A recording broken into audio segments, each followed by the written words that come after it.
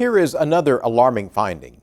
According to the Robert Wood Johnson Foundation, Oklahoma's childhood obesity rate is 17%, ranking the state's second highest in the nation for obesity among high schoolers and 14th among 10 to 17-year-olds.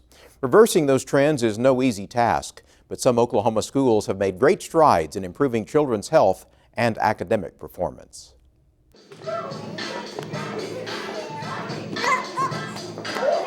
Getting physical at Jenks Public Schools has produced a dramatic finding. Not only are kids healthier, they're getting smarter. This group of first graders is taking part in what is called action-based learning. While the children bounce basketballs at this station, they are spelling words posted on the wall. The activity stimulates the part of the brain that helps them decode words. Other games develop left-to-right patterning. Crawling through the hoops helps develop peripheral vision, which has been inhibited by the use of car seats. The program was developed by Jenks Physical Education Director Suzanne Cyrus, who says teachers are amazed at the changes they're seeing in their students. She said when she took them back for 25 minutes and 11 seconds, they were quiet and everybody was on task and everybody was doing what they were supposed to be doing. If you say that to anybody, especially to a kindergarten teacher, and she hears that kindergartners were focused and quiet and on task for 25 minutes, they just can't believe it. Cyrus's program was modeled after research that shows action-based learning improves memory retention, reinforces academic concepts, and balances brain chemicals while learning. Cyrus says many of the elementary students realize the activities are helping them. Teachers will tell us, my kids will not let me give them a benchmark test unless we go to the ABL room first.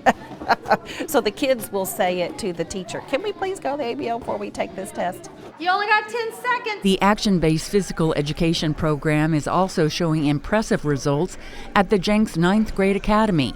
Students are selected for this class based on poor classroom performance in math and reading in 8th grade.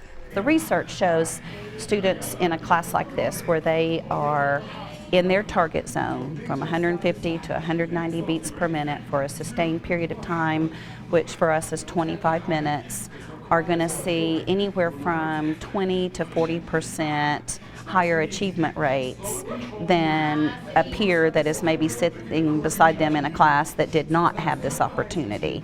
100% of the students in this class last year had failed math lab during the end of the year instruction tests in 8th grade.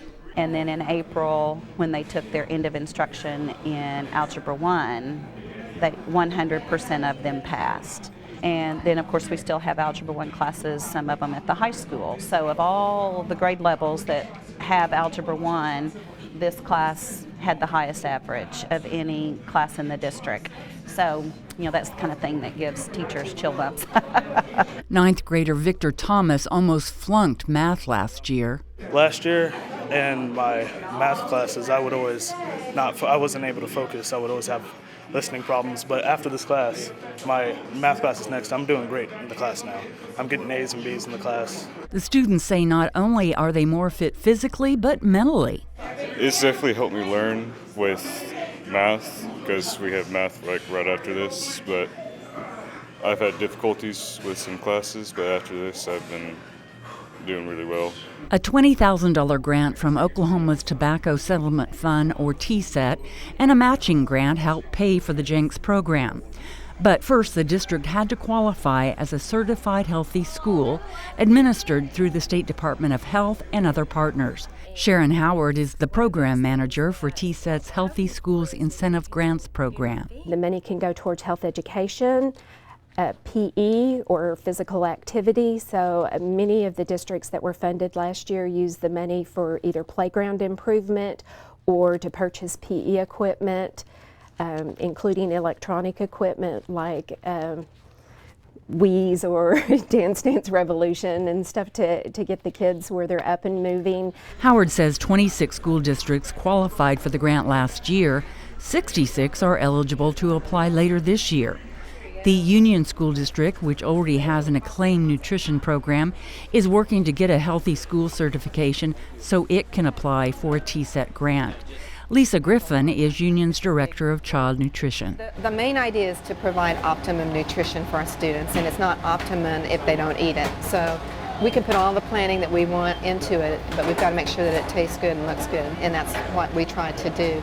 Michael Fusco is helping Union achieve that. He's a well-known chef and came on board this school year. I assist in helping them do recipes. I help promote more fresh food.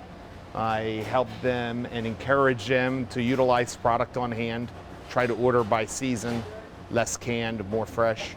Students have a wide variety of healthy menu items. It's a honey mustard type dressing with it, with cranberries or craisins, I should say, in it.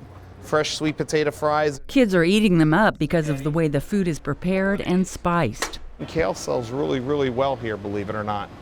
And broccoli is a superstar vegetable for us. We go through so much broccoli, it's unbelievable. Students are also piling fresh fruit on their plates. So lower salt, lower fat, more whole grains, more whole foods, less processed.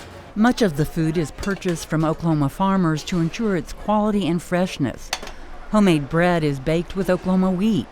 Students are trying foods they have never been exposed to, and it's hoped Union is creating healthy habits to last a lifetime. Everything you can imagine, because we want to expose them to everything and see if it's something that they would like.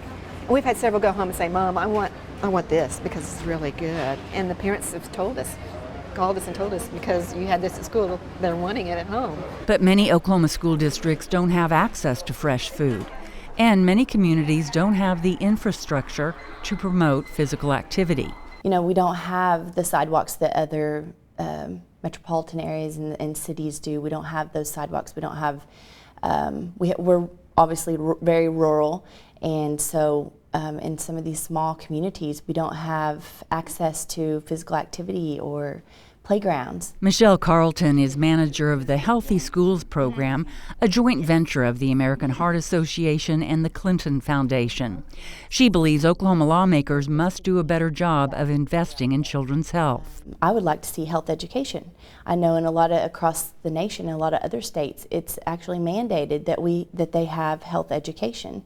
We don't have that here. In the absence of state funding, Carlton assists all Oklahoma schools with tools and resources to support the health of their students. If child obesity is not reduced, some experts warn this generation may be the first in the nation's history to live sicker and die younger than their parents' generation.